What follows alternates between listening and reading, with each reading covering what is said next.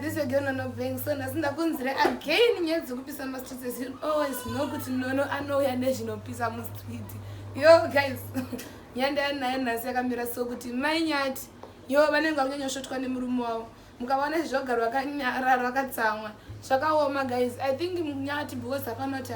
akuita mari yakawanda saka uramba chinesera mukadzi wake content. Imagine mukadzi akunetserwa nekushushurwa content nemurume achatokwanisa kutodanana because nyangwe ndakakudzai kudhara wani kuti vanhu avatodanani but nyati chiyanya yecontent vanotondigara chitonetsana because manyati havachatombofari the stand yekuti vakuda kutorambana but kuti varambane zvinozikana nevanhu vese hazviite because zvavo zvakatanga kufamba but last week yo cheche vakaenda kuna natete kuna nani akamboedza kutsira murume wake Gilbert nyati kuti chimbomira chimbodanana nawo kuti ngosara chita chiti chingota content manje yatara tikutora mari saka achatoramba chita content yo zvakaoma guys dema 1 nyati kuti kanzingamba yo amen ani ndimi munoda rume anoita content here iko zvinochiona mukadzi anongokisirwa pa content mumwe kwaiso patomborina kana basa nemukadzi wake anotomusiya akadaro ava ndakakudze guys atova negirlfriend yanayo because ane mari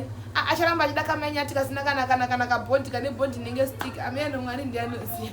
but anyways achitose achada mukadzi ye atova negirlfriend kuti ayozozvipublisha kuna vanhu vese kuti inini ndane girlfriend azviite because we all know chi manyati and baba nyati nemwana wavo saka akazvidza munhu wese anotose anoramba kana akarambwa yo they won't be able to bring any money on the table so they always make sure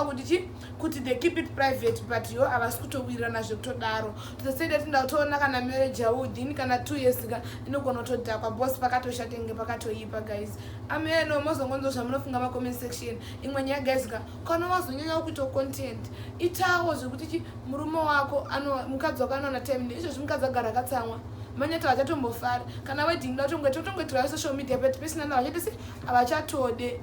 ko vanoidiwo vachonogara vakatsamwa kana murume wacho avachatode guys pakatoshata ameno. Tell me what you think in the comment section. Don't forget to subscribe at Girl Nono Bang so that ndave nchikudzira nyaya dzinopisa dziri pahiti nedzinotrenda mastreets dzakavanzika dzausingaziye dzamusingaudzwi nevaridzi vacho but isusu tinenge tinadzo. Thank you guys for watching. Thank you. Bye.